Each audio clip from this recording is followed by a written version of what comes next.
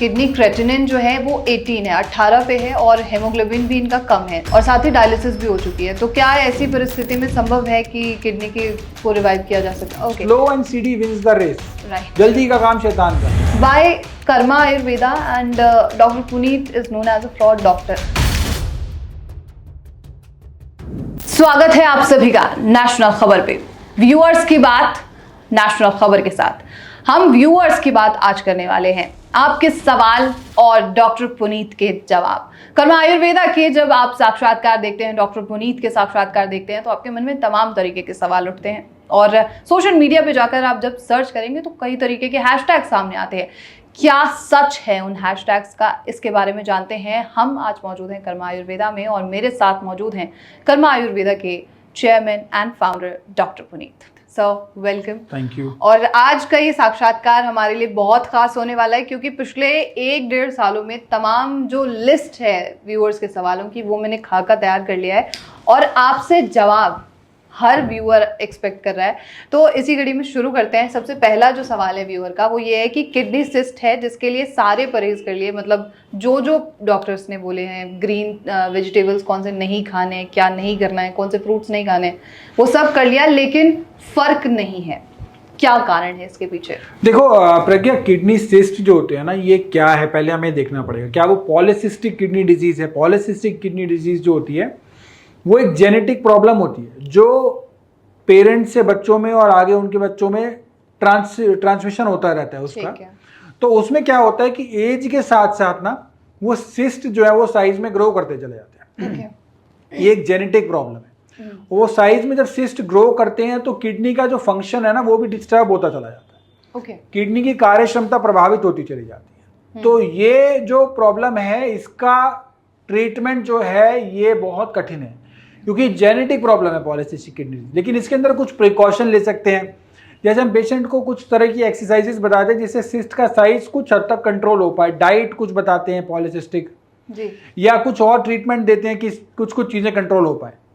तो ये सब चीजें हम देखते हैं कि किस किस तरीके से हमें इन सब चीजों में इंप्रूवमेंट पॉसिबल है। लेकिन पॉलीसिस्टिक के अलावा अगर सिस्ट है, अगर मान लीजिए कि सिस्ट जो है वो किडनी में है और वो सिस्ट जो है पॉलीसिस्टिक नहीं है, यानी कि जेनेटिक इशू नहीं है, उस केसेस में काफी अच्छे इंप्रूवमेंट रिजल्ट आ सकते हैं। मेन इशू क्या आता है सिस्ट में ये इशू आता है कि ये साइज में ग्रो करते चले जाते हैं, जिस वजह से किडनी के एनाटॉमी को पूरी चेंज कर देते हैं। स्ट्रक्चरल चेंजेस हो जाते हैं किडनी के अंदर और चेंजेस होने के कारण किडनी की फंक्शनल कैपेसिटी भी डिस्टर्ब हो जाती है। मतलब मैंने कहीं सुना है कि सिस्ट जो है वो हर एक पर्सन के अंदर होता है, ऐसा कुछ है?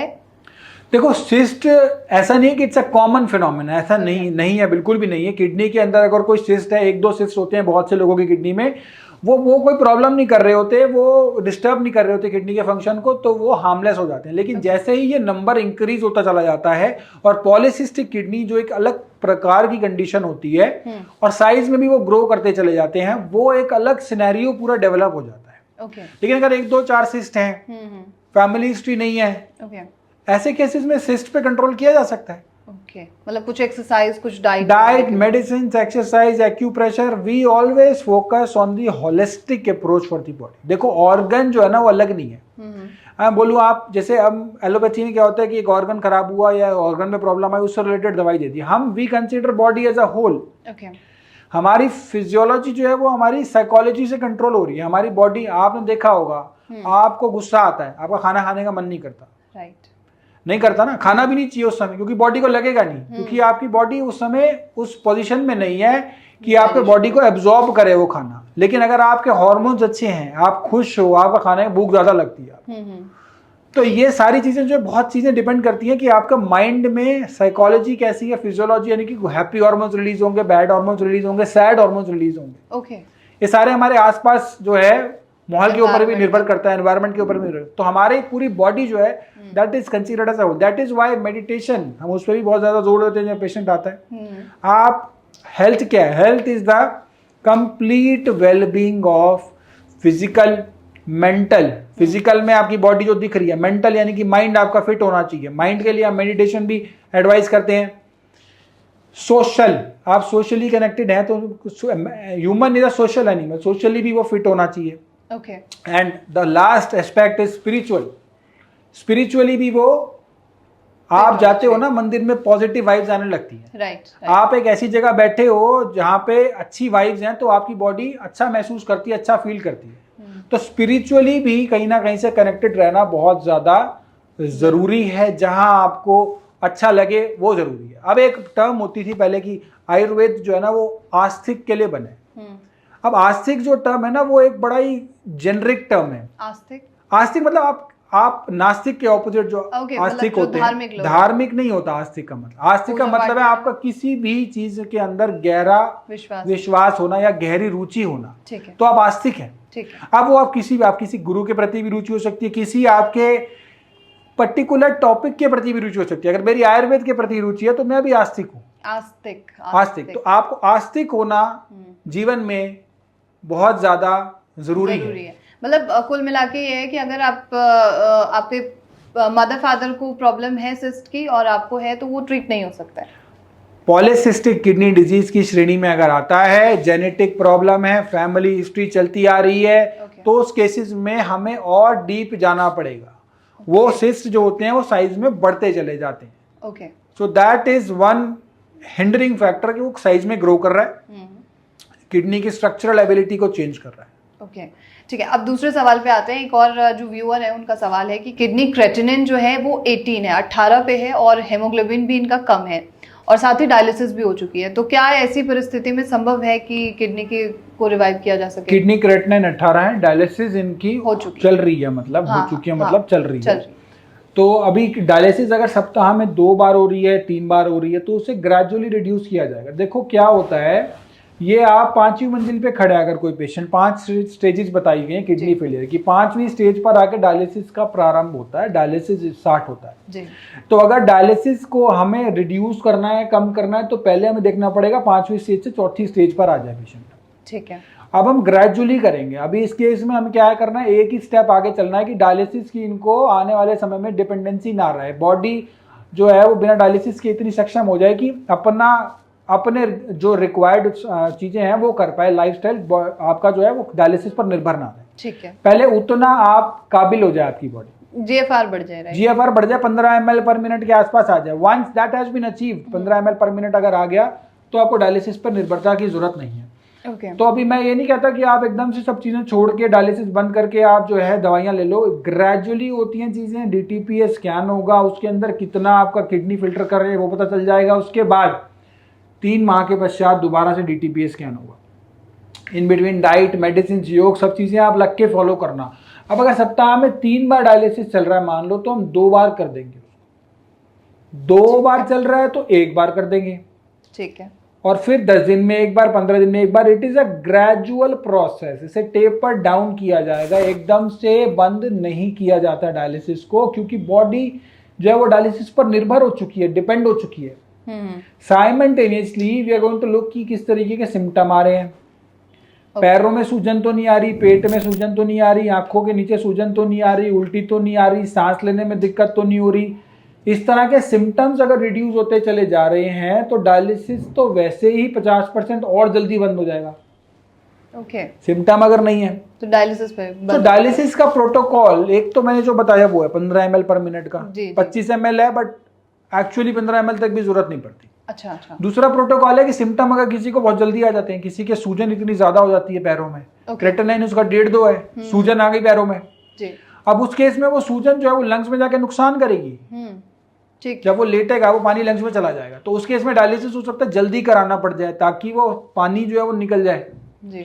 तो डायलिसिस का प्रोटोकॉल 2 हो गए। एक तो हो गया सिम्टम्स कितने हैं, कैसे हैं, ट्रीटेबल है कि नहीं है। अच्छा डॉक्टर पुनीत, जैसे आपने बताया कि लेग्स की स्वेलिंग के बारे में बात कर रहे थे, तो तीसरा सवाल एक पेशेंट ने, एक व्यूअर ने पूछा है कि लेग्स के कौन से हिस्से में स्वेलिंग आती है जिससे पता चले कि किडनी डायलिसिस या किडनी का इशू हो सकता है। देखिए, ये इसको पिटिंग ओडिमा कह सकते हो। पिटिंग ओडिमा मतलब आप पैर के हिस्से को दबा रहे हो अगर फिंगर से, तो वहां पे गड्ढा पड़ जाता है।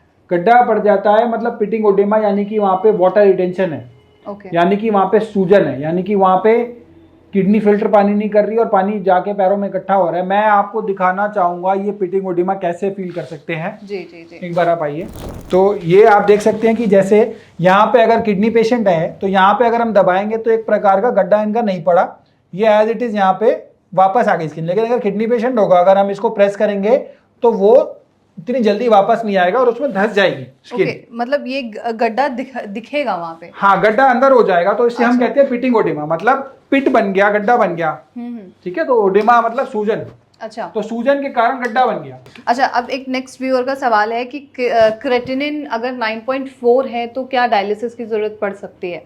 देखिए 9.4 जनरली आप ये समझ लीजिए किडनी 10% से भी कम काम कर रही है इतने क्रेटिनिन में। अगर सिम्टम नहीं है, जैसे अभी हमने देखा पैरों में सूजन नहीं है, या आप देख लीजिए कोई इस तरह के कि सांस लेने में तकलीफ नहीं हो रही है, या फिर कोई आपको वॉमिटिंग नहीं आ रही है, कोई अनईजीनेस नहीं है बॉडी में, फिजिकली आप वेल चल रहे हैं, तो कोई दिक्कत नहीं है। अगर इस तरह की कोई भी सिम्टम है तो डायलिसिस करा के बॉडी को मेंटेन करना पड़ेगा। लेकिन again dialysis is the process for maintenance of body, वो किसी प्रकार का ट्रीटमेंट नहीं है, ना उससे किडनी ठीक होती है। वो एक मशीन है जो इंजीनियर ने बनाई है। अच्छा, इंजीनियर की बनाई हुई एक मशीन जो किडनी को मेंटेन कर रही है, क्योंकि किडनी काम नहीं कर रही है, वो डायलिसिस की मशीन है। तो थोड़े समय के लिए तो मेंटेन कर लिया बॉडी को, लेकिन लंबे समय के लिए उस पर रेगुलर अगर आप जाएंगे तो वो मेंटेन करना टफ हो जाता है, मुश्किल हो जाता है, बहुत सारे कॉम्प्लिकेशन सिम्टम्स आने लग जाते हैं उस वजह से। तो टेम्पररी मेंटेन करके बॉडी को आपने ठीक ठाक कर लिया, उसके बाद ट्रीटमेंट की तरफ चल सकते हैं। अच्छा, मतलब कराना जरूरी है या नहीं है, इसके बारे में बताइए। देखिए अगर सिम्टम्स नहीं है तो रुक सकते हैं, सिम्टम्स हैं तो कराना पड़ेगा। ये केस टू केस वेरी करता है। अगर मान लीजिए पेशेंट आ रहा है, फिट आ रहा है, बिल्कुल चल के आ रहा है, बात कर रहा है, सूजन नहीं है, वॉमिटिंग नहीं है, कोई सिम्टम नहीं है, क्रेटिनिन बढ़ा हुआ है, तो we can postpone the dialysis. आप मेडिसिन स्टार्ट कर सकते हैं, उसमें जीएफआर देख सकते हैं किस तरीके से इंप्रूव हो रहा है। लेकिन अगर सिम्टम्स आ रहे हैं, क्रेटिनिन चाहे 5 भी हो, सिम्टम ज्यादा आ रहे हैं, तो डायलिसिस कराना पड़ेगा। So is it possible? देखो जी, क्रेटिनिन से ज्यादा रिलेटेड डायलिसिस से ज्यादा, creatinine is not directly proportional to dialysis, उससे ज्यादा सिम्टम्स ज्यादा इंपॉर्टेंट है। ओके, अगर अनइजीनेस आ गई बॉडी में, भाई मेंटेन तो करना है ना बॉडी को, बिल्कुल, अगला दिन तो देखना है ना पेशेंट ने किसी भी पैथी से देखे हो, तो उस समय डायलिसिस कराना पड़ेगा उसको। ओके, बॉडी को मेंटेन कर ले, लेकिन लंबे समय डायलिसिस ना कराना पड़े, जीएफआर जो है वो उसको इंप्रूव होना शुरू हो जाए। सो इज इट पॉसिबल कि अगर वो पेशेंट आपके पास आता है ट्रीटमेंट लेने के लिए तो उनकी डायलिसिस ना हो, ऐसा कुछ संभव है? बिल्कुल, अगर सिम्टम्स उसके नहीं है तो हम डायलिसिस नहीं कराएंगे, मेडिसिन स्टार्ट करेंगे जीएफआर। मतलब सिम्टम्स पे डिपेंड करेंगी ना चीजें, कि अगर उसको सिम्टम नहीं है तो उसको डायलिसिस नहीं कराना है, तो आप रोक पाएंगे उस चीज को। अगर उसके सिम्टम्स है, हाँ, डायलिसिस कराया हमने, हाँ, अब वो लंबे समय तक डायलिसिस ना कराना पड़े, उसके लिए हम मेडिसिन देंगे उसको, जीएफआर बढ़ेगा। स्टार्टिंग में उसका 2 बार 3 बार डायलिसिस हो रहा था मान लीजिए, अच्छा, या वो आया उसको डायलिसिस नहीं हो रहा, सिम्टम्स है, हम बोलेंगे डायलिसिस कराओ, लेकिन 60 मेडिसिन साइमल्टेनियसली, ताकि आपको लंबे समय तक डायलिसिस ना कराना पड़े, ताकि आप डायलिसिस पर डिपेंड ना हो। ओके, बेसिकली ग्रेजुअली उस चीज को फिर वापस लाया जाएगा। Okay, slow and steady wins the race. Right, जल्दी का काम शैतान का है। True true. और जितना जल्दी होगा उतना वो रिलैप्सिस के चांसेस जल्दी ज्यादा हो जाते हैं, जितना स्लो होगा उतना वो लंबा चलेगा। बिल्कुल। अब आपसे एक बहुत महत्वपूर्ण सवाल है, और व्यूअर्स के सवाल मन में आते रहते हैं कि आपकी बात सुन के, कि आपका जो इलाज है वो बहुत ज़्यादा महंगा भी है और साथ ही लंबा भी है। आपके संस्थान पे एक बहुत बड़ा सवाल है, आपके ट्रीटमेंट पे सवाल है, इलाज क्यों इतना महंगा है सर आपका? देखिए मेडिसिन, डाइट, योगा, डॉक्टर्स, हम टॉप क्लास के सब चीज़ें हमारे यहाँ पे होती हैं। देखिए हर तरह की, हर एक चीज़ की एक क्वालिटी होती है। मेडिसिन जो है वो, एक मेडिसिन आपको हो सकता है अगर हमें पुनर्नवा लेना है वो एक बेंगलोर की हो, या एक हो सकता है जो एक्सपोर्ट क्वालिटी की, और एक जो हो सकता है जो हमारे डोमेस्टिक मार्केट में चलती है वो। हर चीज़ की क्वालिटी, हर चीज़ के रिजल्ट उसके ऊपर निर्भर करते हैं, नंबर 1। नंबर टू वो ये है कि अगर किसी को लगता है इलाज महंगा है तो उसके लिए निःशुल्क इलाज की सुविधा है। कैसे? अगर उसका कोई पैनल है, मान लीजिए उसके पास CGHS का पैनल है, सेंट्रल गवर्नमेंट हेल्थ स्कीम का पैनल है, तो वहां पे वो निःशुल्क इलाज करा सकता है। दूसरा, ex serviceman contributory health scheme यानी कि ECHS का पैनल है, तो निःशुल्क इलाज करा सकता है। हमारे यहाँ पे सभी प्रकार के इंश्योरेंस, मेडिक्लेम पॉलिसी आज की डेट में मेट्रो सिटीज में तो सबने करा रखी, नहीं भी करा रखी है तो कुछ हजारों में 5 लाख की मेडिक्लेम पॉलिसी हो जाती है। अच्छा, तो वो आप करा सकते हैं, आयुष कवर उसमें हो जाता है। आयुष कवर आप हमारे हॉस्पिटल में रह के ट्रीटमेंट करा सकते हैं, उसमें आपको कुछ नहीं देना, कैशलेस ट्रीटमेंट है। ओके। और उसके साथ साथ अगर आपके पास ये भी नहीं है, अगर आपके पास मेडिक्लेम फैसिलिटी भी नहीं है, तो काफ़ी सारे तो बीपीएल फैमिली से हम पेमेंट लेते भी नहीं है। अगर कोई इस तरीके का आता है, बहुत ज़्यादा पुअर होता है, हाँ बिल्कुल बिल्कुल, उस तरीके के हम काफ़ी सारे पेशेंट्स को हम वैसे अपनी साइड से भी मेडिसिन देते हैं। अच्छा, ऐसा पॉसिबल है? हाँ बिल्कुल है, अगर आपके पास बीपीएल कार्ड है और अगर आपके इतने भी सक्षम नहीं है तो हम बिल्कुल देते हैं। बहुत सारे लोगों को हम फ्री मेडिसिन भी दे देते हैं। अच्छा, आपके जो इंटरव्यूज है और ECHS कार्ड को लेकर एक किसी व्यूअर ने सवाल पूछा है कि क्या बिना परमिशन के वो यहाँ आ सकते हैं, अपॉइंटमेंट लेना जरूरी है एज सच कोई? देखिए, जो पैनल वाले पेशेंट हैं उनको रेफरल लाना पड़ता है, उनका रेफरल होना चाहिए कि रेफरल लेके आ रहे हैं तभी वो एडमिट हो पाएंगे, बिना उसके आना पॉसिबल नहीं है। आप वो लेकर आएंगे अपना रेफरल तो उसके बाद आप एडमिट हो सकते हैं, ट्रीटमेंट ले सकते हैं, सुविधा का लाभ ले सकते हैं, पंचकर्म करा सकते हैं, अभ्यंग, शिरोधारा, शिरोवस्ती, जानुवस्ती, कटिवस्ती, डिपेंडिंग अपॉन आपको क्या प्रॉब्लम है। ओके। आप वो सारी चीज़ें करा सकते हैं। ठीक है। एक और व्यूअर का सवाल है कि क्या किडनी श्रिंकेज को ठीक किया जा सकता है? किडनी श्रिंकेज पे हमने बात की हुई है एक बार पहले, उसी को लेकर सवाल है कि क्या ऐसा पॉसिबल है? देखो, किडनी श्रिंकेज और किडनी फेलियर दोनों अलग अलग है। किडनी श्रिंक हो गई यानी कि किडनी फेल के चांस बढ़ गए, ये मतलब नहीं कि किडनी फेल होगी ही होगी। अब किडनी जो आपकी, बच्चे की भी किडनी छोटी होती है, वो भी तो काम करती है, वो भी तो फिल्टर करती है ना। बहुत सारे पेशेंट आते हैं जिनकी किडनी का साइज स्मॉल होता है लेकिन उनका GFR नॉर्मल होता है, तो उसके इसमें कोई ज़्यादा घबराने की बात नहीं है। अगर किडनी का साइज नॉर्मल है और किडनी फंक्शन नहीं कर रही तो भी एक इशू है। तो मेन इंपॉर्टेंट है किडनी काम कितना कर रही है, GFR कितना है पेशेंट का। ओके। ये इंपॉर्टेंट है। किडनी श्रिंक है या किडनी नॉर्मल है, दोनों केसेस में हमें GFR बढ़ाने पे काम करना है, किडनी की कार्य क्षमता को बढ़ाने पे काम करना है। अब एक व्यूअर है जो पिछले 7 साल से परेशान है अपनी बेटी को लेकर कि उन्हें नेफ्रोटिक सिंड्रोम है उनकी बेटी को, और इलाज करा चुके हैं वो, लेकिन वो भी अभी तक भी ठीक नहीं हो पाई है। तो इसका क्या इलाज है आपके पास, इसके बारे में कुछ आप बता सकते हैं? देखो, नेफ्रोटिक सिंड्रोम में होता क्या है, प्रोटीन जो हो रहा होता है वो बच्चे की किडनी से बाहर जा रहा होता है। जैसे बड़े की होता है, ऐसे नेफ्रोटिक सिंड्रोम बहुत सी बार बच्चों में रिवर्सिबल हो जाता है। बहुत से बच्चों में होता है, कई बार वो अपने आप ठीक होने लग जाता है एज जैसे जैसे बढ़ती है, लेकिन कई बार ये नहीं भी हो पाता। जिन केसेस में ये नहीं हो पाता उस केसेस में बहुत सी बार एलोपैथी में स्टीरॉयडल ट्रीटमेंट दिया जाता है। स्टीरॉयड के अंदर जैसे जैसे स्टीरॉयड की डोज बढ़ाई जाती है वैसे वैसे वो उसका प्रोटीन जो है वो बाहर निकलना कम होता चला जाता है। अच्छा। और जैसे जैसे स्टीरॉयड को कम करते हैं, टेपर डाउन करते हैं उसको, और वैसे वैसे जो है वो प्रोटीन दोबारा आने लग जाता है, कुछ टाइम के बाद दोबारा आने लग जाता है। अच्छा। रिलैप्सेस काफी ज्यादा होते हैं इसमें। ओके। और स्टीरॉयड के जो अपने नुकसान है वो हैं। ऐसे केसेस में स्टीरॉयड से जहां पे रिलैप्सेस हो रहे हैं, मेडिसिन आयुर्वेदिक चलती हैं, उनको काफी अच्छे इंप्रूवमेंट चेंजेस आ जाते हैं। अच्छा। लेकिन लग के अगर फॉलो करें सब चीजें, बहुत सारी जनरल जड़ी बूटियां, मैं नहीं कह रहा कि सभी पेशेंट को यहाँ आके कराना है ट्रीटमेंट। आप घर बैठ के देखो ना क्या क्या पॉसिबल है। डाइट हमने बहुत सारे वीडियोस बनाई है डाइट के ऊपर। डाइट आप अगर वो फॉलो कर सकते हैं वो फॉलो कीजिए। दूसरा, योग आसन आप घर पे शुरू कर सकते हैं। कुछ आप जड़ी बूटियों का सेवन कर सकते हैं, जैसे पुनर्नवा है, गोक्षरू है, कासनी है, मकॉय है। आप इनका भी घर पे रह के सेवन कर सकते हैं। इनका काढ़ा बना के इनको 1/4 बॉयल करके आप इसको दिन में 2 बार आप सेवन कीजिए। अच्छा। निरापद है, इनका कोई साइड इफेक्ट आपको नहीं मिलेगा। आप ये शुरू कर सकते हैं।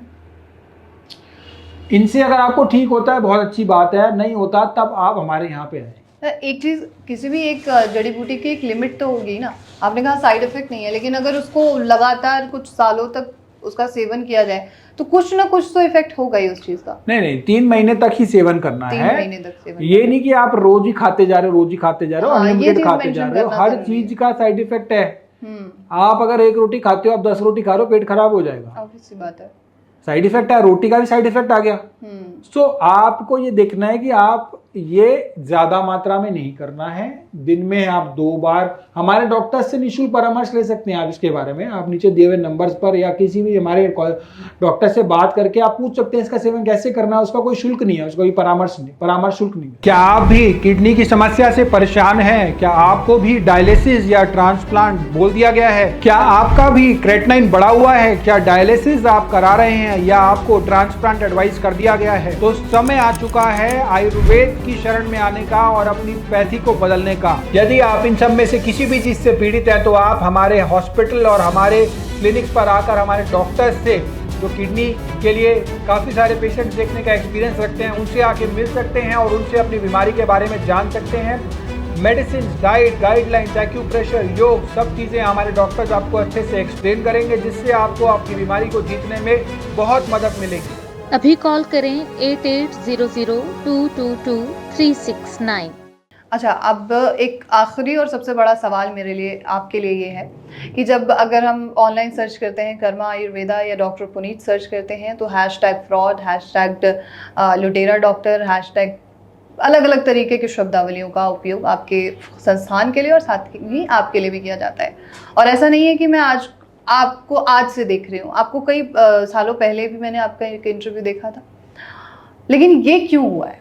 Y Karma Ayurveda and doctor Puneet is known as a fraud doctor? देखिए क्या होता है, अगर हम इतने सारे मरीज हमारे, आप YouTube पे जाके देखेंगे, हजारों की संख्या में मरीज है जिनका डायलिसिस बंद हो गया, जिनका किडनी के अंदर इंप्रूवमेंट आ गई। आप मुझे कोई एक आयुर्वेदिक डॉक्टर ऐसा दिखा दो जिसके पास इतने टेस्टिमोनियल है, जितने वीडियोस हमारे यहाँ पे अवेलेबल है। टेस्टिमोनियल्स तो मैं किसी को पकड़ के भी बनवा सकती हूँ। टेस्टिमोनियल्स के साथ साथ आप उसकी रिपोर्ट भी पकड़ के बना लोगे, आप उसकी डिटेल भी पकड़ के ले लोगे, आप उसके आधार कार्ड की डिटेल भी पकड़ के ले लोगे। ये पॉसिबल नहीं है। ये सब कुछ करना इतना इजी नहीं है जितना आप बोल रहे हो। पेशेंट यहाँ पे बैठ के मेरे सामने वीडियो बना रहा है, इतने उसकी रिपोर्ट उसके लोकल टाउन की है, यहाँ की नहीं है।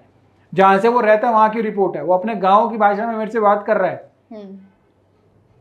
तो ये सब करना पॉसिबल नहीं है और रिपोर्ट उसके लोकल लैब की है, यहाँ की थोड़ा रिपोर्ट है।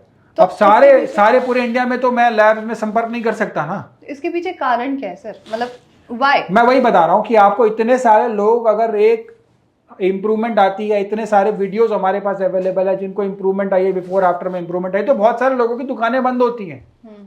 अब उन लोगों को कुछ ना कुछ तो टारगेट करना ही है। ये बहुत बड़ी लॉबी है, एलोपैथिक लॉबी है, फार्मा लॉबी है। वो हमारे यहाँ पे डॉक्टर्स को आती है, पहले थायराइड की जो नॉर्मल रेंज होती थी वो 6.5 होती थी, आज वो घट गई है। ज़्यादा से ज़्यादा लोग थायराइड की दवाई लें। डायबिटीज़ की नॉर्मल रेंज पहले जो थी वो 140 होती थी, आज वो भी रिड्यूस हो गई है। ब्लड प्रेशर की नॉर्मल रेंज पहले ज़्यादा होती थी, आज वो भी रिड्यूस हो गई है। फार्मा लॉबी कहती है ज़्यादा से ज़्यादा लोगों को दवा दो, ज़्यादा से ज़्यादा लोगों को मेडिसिन दी जाए। अब एक ही कंपनी है जो थायराइड की दवाई बनाती है, 2 कंपनी है, उसमें से एक का मेजर शेयर है। ठीक है, अब वही दवाई कंपनी बेचेगी सारी, अब वही सारे टेस्टिंग प्रोटोकॉल बना रहे हैं। तो ये पूरा एक सिस्टम जो है ये इंटरनेशनल लॉबी के द्वारा चल रहा है। अब अगर इतने सारे मरीजों को इंप्रूवमेंट मिलेगी, इतने सारे मरीजों को फायदा होगा और रिपोर्ट्स पे अंदर नजर आएगा किस किस तरीके से हो रहा है, तो एक लॉबी को अच्छा नहीं लगेगा, वो तो एक्टिव होगी। और उसमें मैं कोई इसमें गलत नहीं मानता। देखो क्या है कि हम तो अपना काम कर रहे हैं। गीता में क्या लिखा है कि भाई कर्म करो फल की इच्छा मत करो। जब हम कर्म करते रहते हैं ना तो हमारा फोकस भी वहीं चलता है। जब पेशेंट ठीक हो रहे हैं तो वो अपने आप ही, पेशेंट से पेशेंट अपने आप आते हैं। माउथ पब्लिसिटी सबसे बड़ी पब्लिसिटी होती है। राइट, ठीक है। तभी हमारे पास पेशेंट आ रहे हैं, तभी आज भी आ रहे हैं, तभी उनको इंप्रूवमेंट भी आ रही है। बिल्कुल। तो जैसे आप बता रहे हैं इंप्रूवमेंट आ रही है, तो जो पेशेंट्स यहाँ पर एडमिट है, क्या मैं उनसे बात कर सकती हूँ? एब्सोल्युटली, बिल्कुल आप कर सकते हैं। आपके सामने बात करूंगी, ये नहीं कि मैं अलग जाके बात करूंगी। आप अलग से जाके करिए, आप रैंडमली करिए, कोई प्रॉब्लम नहीं है, आप बिल्कुल कीजिए। आप मेरे साथ करना चाहते हैं मेरे साथ कीजिए, दोनों ऑप्शंस में आप जैसे कंफर्टेबल हो वैसे बात कीजिए। बिल्कुल। तो is it possible for me? Why not? Doctors? Yes, doctors हो सकते हैं, बिल्कुल हो सकते हैं। ठीक है, thank you so much doctor Puneet, thank you so much sir. Viewers के सवालों के आपने जवाब दिया और आशा है कि व्यूअर्स जो हैं और सवाल आपके लिए भेजने वाले हैं और उनका भी आप जवाब देने के लिए तैयार। बिल्कुल तैयार। ठीक है, thank you so much sir. तो ये थी पूरी जानकारी और ये जो सवाल थे ये आपके सवाल थे। यहाँ पर कोई भी ऐसी चीज नहीं थी जो आपके सवालों के बाहर से पूछी गई हो। आपके मन में अभी भी कोई सवाल है उसे कमेंट बॉक्स में ज़रूर लिखिए। और मैंने हमेशा कहा है कि आपके सवालों के जवाब आप तक पहुंचेंगे, चाहे 1 दिन लेट, 2 दिन लेट, 6 महीने लेट, लेकिन पहुंचेंगे ज़रूर। तो ऐसे तमाम खबरों के लिए आप नेशनल खबर के साथ बने रहिए। क्या आप भी किडनी की समस्या से परेशान हैं? क्या आपको भी डायलिसिस या ट्रांसप्लांट बोल दिया गया है? क्या आपका भी क्रेटनाइन बढ़ा हुआ है? क्या डायलिसिस आप करा रहे हैं या आपको ट्रांसप्लांट एडवाइस कर दिया गया है? तो समय आ चुका है आयुर्वेद की शरण में आने का और अपनी पैथी को बदलने का। यदि आप इन सब में से किसी भी चीज से पीड़ित है तो आप हमारे हॉस्पिटल और हमारे क्लिनिक्स पर आकर हमारे डॉक्टर्स से, जो किडनी के लिए काफ़ी सारे पेशेंट्स देखने का एक्सपीरियंस रखते हैं, उनसे आके मिल सकते हैं और उनसे अपनी बीमारी के बारे में जान सकते हैं। मेडिसिन, डाइट, गाइडलाइंस, एक्यूप्रेशर, योग, सब चीज़ें हमारे डॉक्टर्स आपको अच्छे से एक्सप्लेन करेंगे, जिससे आपको आपकी बीमारी को जीतने में बहुत मदद मिलेगी। अभी कॉल करें 8800 222 369।